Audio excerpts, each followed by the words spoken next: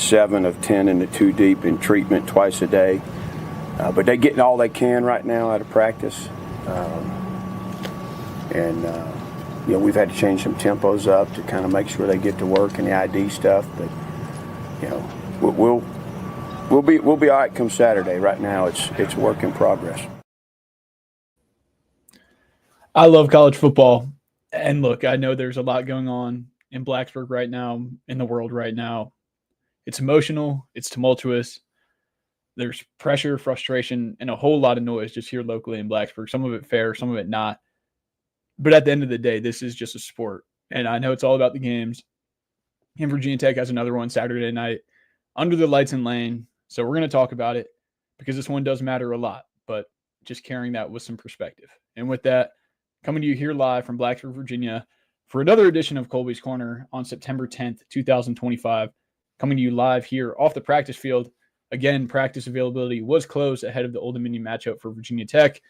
But we'll talk about some of the updates from Brent Pry's press conference yesterday, some updates that he was able to provide today, post-practice, and what looms with ODU this weekend.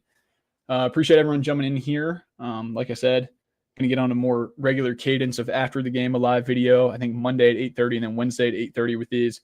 Had a lot of really good feedback and appreciate everyone who's bought in pretty early on this. So it's been a lot of fun, and thank you guys. So jumping into it, I guess picking up the pieces of Brent Pry's response to the Vanderbilt loss at his press conference. I know a big thing that got picked out was him and his notebook. 11 different things that caused us trouble. Throughout the game, he went back to his notepad, had 11 notes that said gave Virginia Tech fits against Vanderbilt.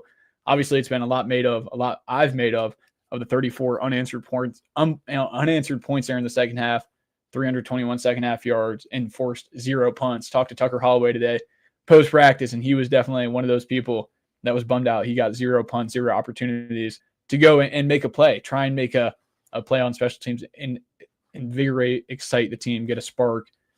I thought it was pretty interesting that he went into the key situational breakdowns of not being able to get off the field. You have 1st and 20, and then he went down the list, the litany of 2nd and 18, 3rd and 13, just not being able to get off the field against that team. He asked the rhetorical questions of, do we have to execute better? Do we have to teach it better? And then I thought it was also interesting. I know the quote was maybe taken a little bit out of context when he said, not poor effort, but fatigue. And people instantly wanted to point to Jarrett Ferguson. And so much has been made about his strength and conditioning program since he took that over the summer. But I think if you really look at that, was it the short week? Did they push the guys a little too hard coming off that short week in South Carolina and just readjusting there? Obviously, that's not something you hear before the game, but after the game, and definitely something to monitor, because if it's not an effort thing, could you be mixing up fatigue and effort? Not exactly sure. But, that obviously wasn't the same team coming out of the second half. So those are some notes. Just some inside the number stuff also coming out of it. Pass blocking, Virginia Tech's ranking number 107 per PFF right now. Coverage 130th. Overall offense 105th. Overall defense 109th. And special teams 129. Now I know it's a little inflated because out of all 130 or whatever FBS teams rated, 2 probably haven't played Power 4 opponents, let alone SEC teams, in back-to-back weeks, but still. Not exactly where you want to be starting into a season. And then when you look at more traditional stats, number 119 scoring offense, which you can tell a lot's been made of the offense so far. Opponent pass ratings number 135, total defense 107th, rushing defense 116th. Any way you pretty much cut it up, this is a bottom 20 team. So Saturday's, when you look forward with all those stats coming out of Vanderbilt, those all are good, but it's not just about winning. It's about proving you sort of belong and can make a statement, not only to the fans, to the players, to everyone involved. If you go check out vtscoop.com, we're going to have updates on the recruiting weekend. We already have some nuggets over there. It's not nearly going to be as big of a weekend as it was for Vanderbilt. And obviously a lot's been made of the Andrew Rogers situation and all that's going on there with that process and this weekend. So I have a story up on VT Scoop and some notes surrounding that. So if you want to see what visitors are going to be here for this weekend, to see that, go check it out on vtscoop.com. But also just Brent Pry's seat in messaging. He's still trying to project confidence, obviously. In the press conference, I thought it was pretty notable where he said they've got to be the better team that they were in the first half against Vanderbilt, showed that team that they were against South Carolina. I thought it was interesting, though, that he brought up concerns about second half fatigue in the second game of the year. But, at the same time, I think the defense was on the field nearly 22 of the 30 minutes in the second half of that game. So something that's definitely warranted. But I mean, it's the second game of the year, and if you're already worried about fatigue, I don't like, even if it's a short week, definitely something to watch, because that was such a big point of emphasis last year, not being able to close out games. And if you're already seeing that, not a great trend. And then I think, like, in his messaging yesterday and today, he's obviously trying to keep the locker room focused. Like, you don't want to lose the locker room in these situations. Like, just saying, let's not lose sight of the team that we've been at times. He's always pointing to the team that they can be, and saying that they're a pretty good football team when they play up at that level. Will they come out at that level? Can he keep them engaged enough to play at that level? A lot's to be seen. But ODU is a great test in front of you. G5 team across the state. Obviously, you have a history to try and make a statement. Will they? I don't know. We have predictions coming out Friday. I think it's going to be a pretty close, low-scoring game, and we'll get into that with the offensive line issues and what's coming. But a little bit of the game preview. I think it's good, like tougher than you think, sort of is a note to it, because the Vegas line opened around 10. It's already down to 7.5. Might even be coming down. And I think a lot of that, you look at the ODU's rushing threat. It's going to be 3 rushing quarterbacks in a row with Colton Joseph. I've talked about Colton Joseph going back to last year. I think he's a really, really dynamic playmaker. Obviously, in the first play of the Indiana game, the 75-yard touchdown, ran for another in that game, had 3 through the air against North Carolina Central last week. A really, really dynamic playmaker. Estimated points added, I think, like per rush, he's like second in the country for. Really, really dynamic playmaker who adds a lot to that team, a guy they rally behind.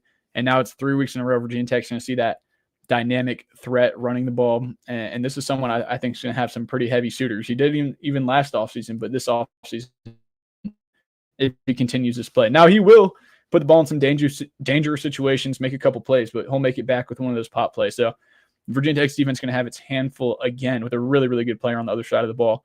ODU's had 6 plays of 30-plus yards already with Colton Joseph, so they have a really dynamic play. And then also when you look at it on the flip side, even just in my early scout, I filmed a podcast on Monday with James Catato from Wavy. I think I talked about that on Monday. But this ODU defense is super stingy in the red zone. And then Pry brought that up yesterday in his press conference that they don't allow a lot of scores once you get down in the red zone, the green zone, as some people call it.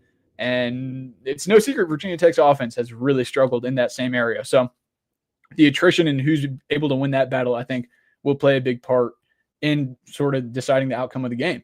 When you look at Virginia Tech's run defense, estimated points added allowed is number 114. So out of all the FBS teams, not great. Rushing success rate allowed, number 104.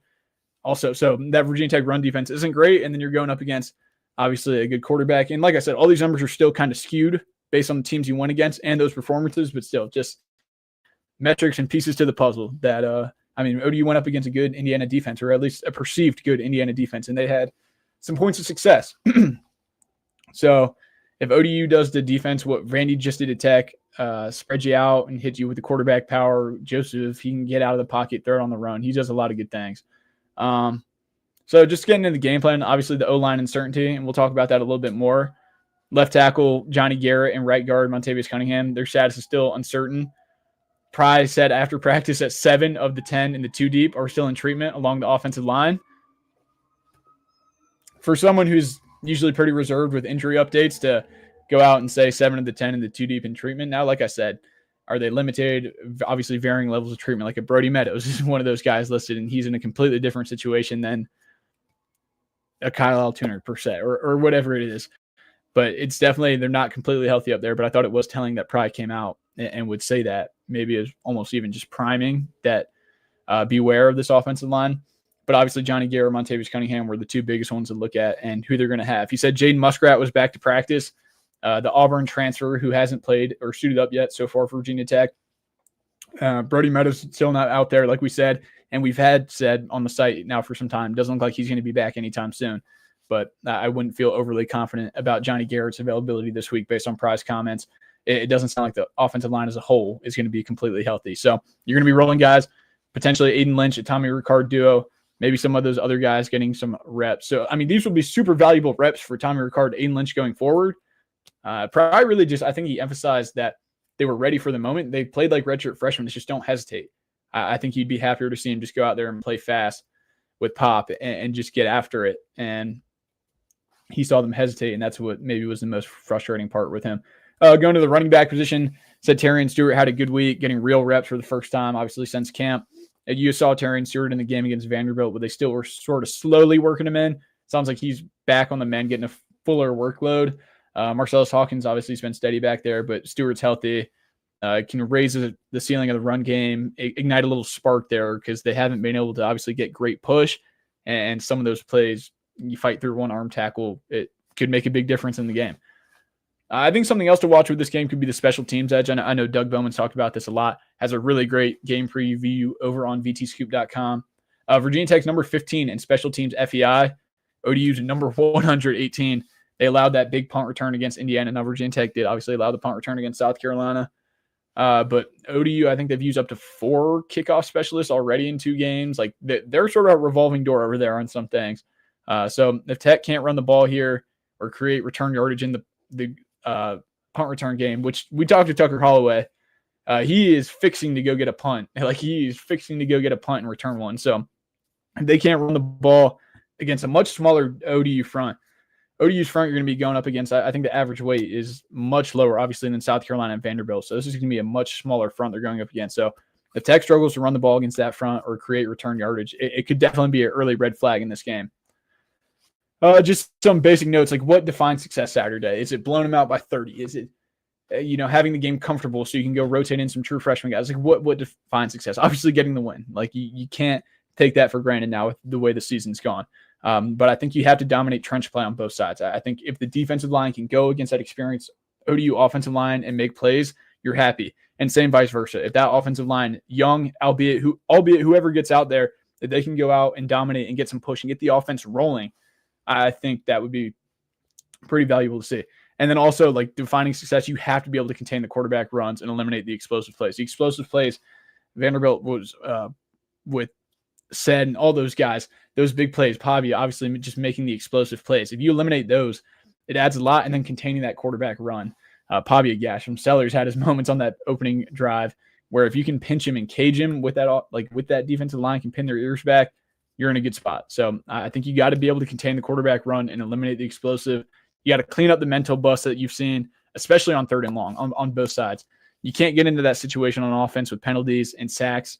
And you got to be smarter there, but also on the defensive side, when you get them into 1st and 20, 2nd and 16, you have to be able to get off the field there, give your offense a chance, and also give your defense a chance to get a rest.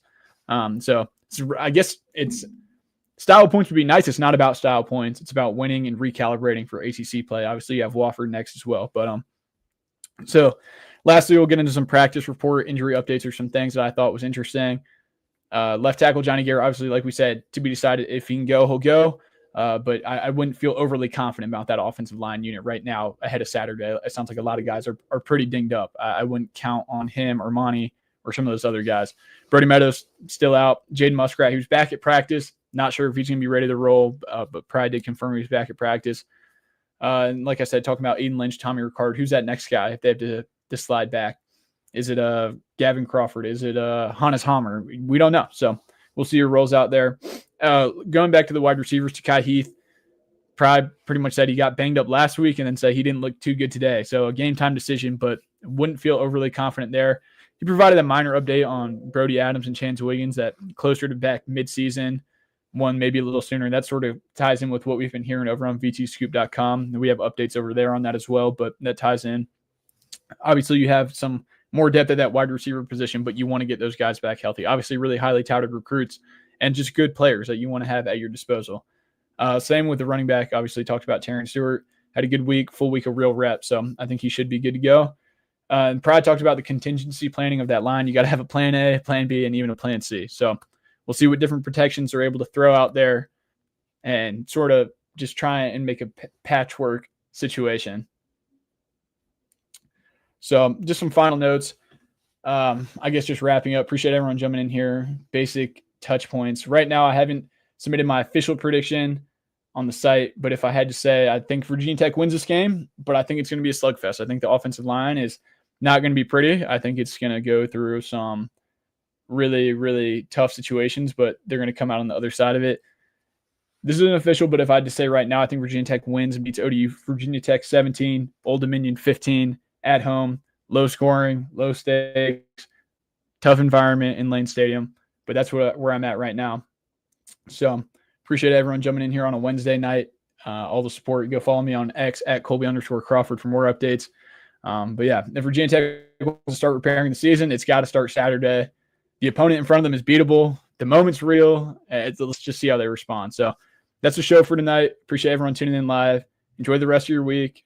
Be kind to each other. Look out for each other. And enjoy some football. God bless. See you next time.